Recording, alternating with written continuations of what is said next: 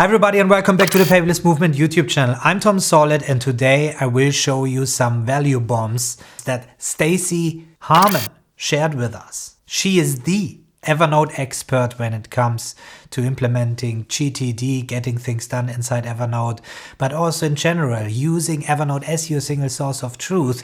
This is really an episode for you guys. So without further ado, let's dive into this.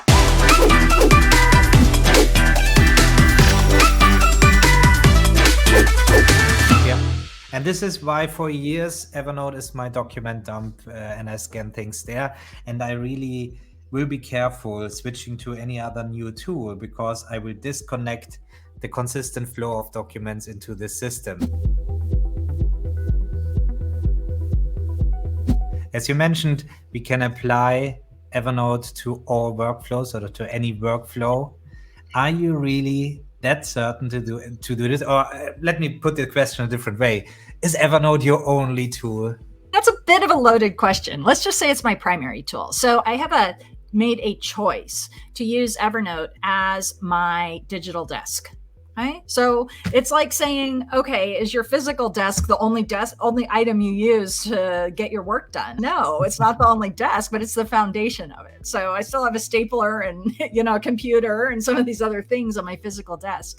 With Evernote, it's the central hub for me. And when possible, I use it as my primary location to start my day or hold my data. But it's not the only tool I use. I understand where it's excellent and I understand where it's not the right tool to use. And one of the reasons I choose it is because there's lots of reasons I choose it. We could have a whole discussion about that. One is the data policy.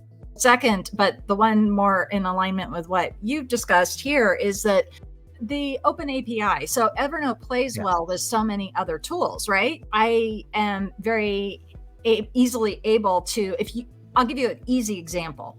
Yeah. If your data lives in an online cloud-based tool, any tool, you can grab a share link to that. You can grab a link to that Google Drive, to that Google Doc, to that Dropbox, to whatever it is.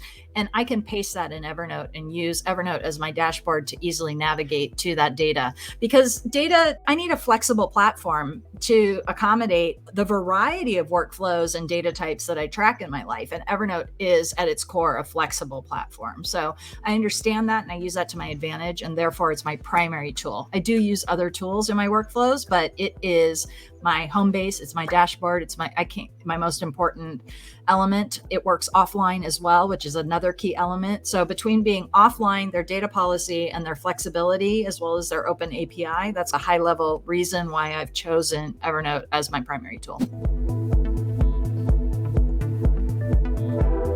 I always recommend never do a hard cut and switch because then you spread your information all over the place and then I'm talking from experience. Totally aligned here. I've said multiple times on social media, and I say it within my community too. It's like app switching is killing your productivity. Yeah. There's no perfect app out there. I'm not saying Evernote's a perfect app. I'm saying they all have benefits and they all have constraints. And you need to pick one that suits your majority of workflows the best. And then you need to work with the constraints. But haphazardly switching apps, I like your hybrid approach, which is, okay, I'm gonna mock demo this over here and see how the best breed is, and then I'll drop one of them. Is that what you said, basically?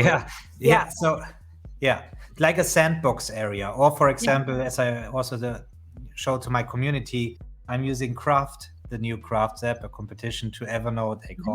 People call it this way. I see it differently. But I was intrigued by the style and the design of Craft, so I wanted to test it properly. And there I just picked a house building project. And said, okay, this has nothing to do with my business. That's a project that has a start and an end. So I can use this in a different tool to test it out. Things can happen still, but it is not damaging that much. But once you start splitting the information of a business or something like this, is the worst thing that can happen.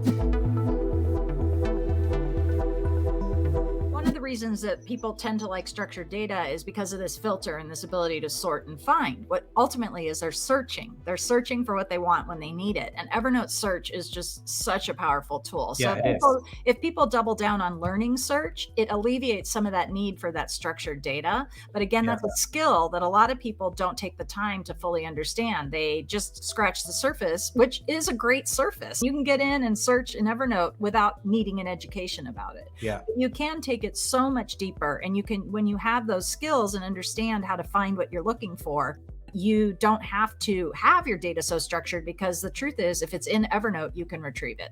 All right, I hope you enjoyed what Stacey had to share with us about Evernote.